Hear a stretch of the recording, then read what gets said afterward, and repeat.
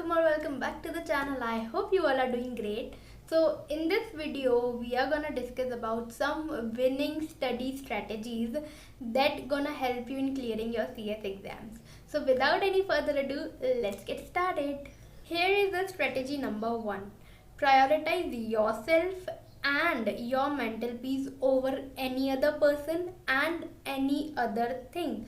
इस समय जो आपका मोटिव होना चाहिए वो होना चाहिए आपकी मेंटल पीस, क्योंकि हम जितना भी पढ़ेंगे अगर हम वो शांत दिमाग से नहीं पढ़ेंगे तो हम वो भूल ही जाएंगे। तो अभी आपकी प्रायोरिटी ये होनी चाहिए कि आप शांति से पढ़ो, जितना भी पढ़ रहे हो 5 घंटे 6 घंटे 7 घंटे जितना भी पढ़ रहे हो पूरे कंसंट्रेशन के साथ पढ़ो। उन 5 से 6 घंटों में आपका कंसंट्रेशन ना कहीं और जाना चाहिए, ना आपकी प्रायोरिटी उन 5 से 6 घंटों में कुछ और होनी चाहिए। तो अभी के लिए स्टार्ट डूइंग मेडिटेशन और थोड़ा बहुत एक्सरसाइज, जिससे आपका फोकस भी स्ट्रांग होगा, जिससे आपके पास मेंटल पीस भी रहेगा और आप जो भी पढ़ोगे आपको बहुत अच्छे से समझ आएगा।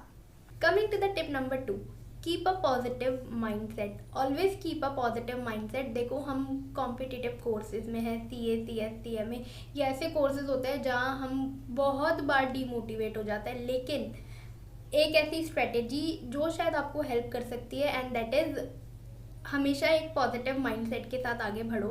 हमेशा खुद को खुद के गोल्स याद दिलवाओ कि मैं ये कर सकती हूँ, मैं ये कर सकता हूँ और मैं ये करके दिखाऊंगी या मैं ये करके दिखाऊंगा, ये मेरे सपने हैं। हमेशा खुद को अपने गोल्स रिमाइंड करवाओ कि मुझे यहाँ तक पहुँचना है, किसी भी हालत में पहुँचना है, और उसके लिए पॉजिटिव माइंडसेट बहुत ज़्यादा ज़रूरी है। तो what you gonna do is हमेशा एक पॉजिटिव माइंडसेट रखो। और एक बात मैंने एक जगह पे पढ़ी थी कि अगर आप ओवर थिंकिंग कर रहे हो, अगर आप कोई भी चीज़ को लेके बहुत परेशान हो, तो take your pen and a notebook और उन सबको लिख दो। देखो क्या होता है, अगर हम हमारी ओवर थिंकिंग किसी और इंसान के साथ शेयर करेंगे तो बदले में वो भी हमको हमारे साथ अपनी ओवर थिंकिंग शेयर करेगा, तो अपना स्ट्रेस कम नहीं होगा, उसका स्ट्रेस और आ जाएगा साथ में। तो just take a pen and a paper और नोटबुक, उसमें लिखो जो भी दिमाग में आ रहा है, लिखते जाओ लिखते जाओ लिखते जाओ and this gonna help you.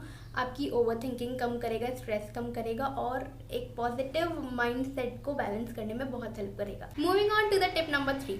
So the tip number 3 is stay away from negativity. देखो मेरी बात ध्यान से सुनो, अगर कोई ऐसे लोग हैं या कोई ऐसी चीज़ है जिससे आपको नेगेटिविटी आ रही है तो उससे प्लीज़ थोड़े टाइम के लिए दूर हो जाओ। Taking break from those people and those things for your own good sake is not a bad thing. Trust me, taking break it is not a bad thing at all. तो अगर उनसे थोड़े time के दूर जाने से आपको आपका मेंटल पीस मिल रहा है, आपको डीमोटिवेशन नहीं हो रहा है, तो please take a break from negativity, from ऐसे लोग जिनसे आपको डीमोटिवेशन मिलता है या डीमोटिवेट आप फील करते हो, तो please take a break from them. Coming to the tip number 4। So the tip number 4 is create a proper and detail study schedule. देखो अभी हम ऑलमोस्ट मार्च मिड में हैं और हमारे पास ऑलमोस्ट 2.5 महीने बचे हैं। इस 2.5 महीने को जितना अच्छे से यूटिलाइज़ कर सकते हो ना उतना अच्छे से यूटिलाइज़ करो। ट्रस्ट मी ऑन दिस, जब आपका रिजल्ट आएगा 1.5-2 महीने बाद और उसमें जब आप पास लिखा हुआ देखोगे, आप एक भी चीज़ रिग्रेट नहीं करोगे कि उस दिन मैं उस फ्रेंड के साथ पार्टी में नहीं गया, या उस दिन मैंने उस फ्रेंड के साथ बात नहीं की, या उस दिन मैं उस फैमिली फंक्शन में नहीं जा पाया क्योंकि मैं पढ़ रहा था। ट्रस्ट मी ऑन दिस, आप ये सारी चीज़ें नहीं रिग्रेट करोगे। बस इस 2.5 महीने में जान लगा दो, अच्छे से पढ़ो और पास होके ही दिखाना। Coming to the last but not the least, tip number 5। So the tip number 5 is try to revise your syllabus at least 3 times before exams. Exams के पहले देखो एक ऐसा स्केड्यूल प्रिपेयर करो जिससे एग्ज़ाम्स के पहले आपका 3 बार मिनिमम रिवीजन हो जाना चाहिए if you are going for single module, और अगर बोथ मॉड्यूल के लिए जा रहे हो तो कम से कम 2 बार रिवीजन हो जाना चाहिए।